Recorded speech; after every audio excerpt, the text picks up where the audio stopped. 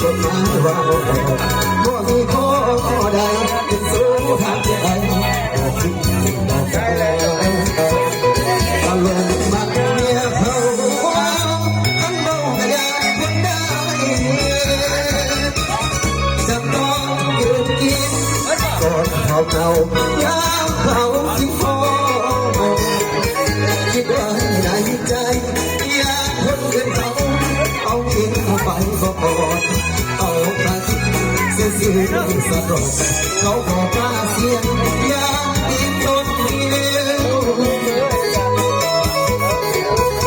ถ้าหากวันใดพวกเจ้าเปลี่ยนใจออกห่างกันยังให้คิดเห็นของตนอยู่นอกสายตาที่ขาดอาสาเมื่อเกี่ยวลูกสาวส่วนเจ้าหิงสาเป็นแม่อาได้กาสิเอาเดียวไปอันบอกเคยว่า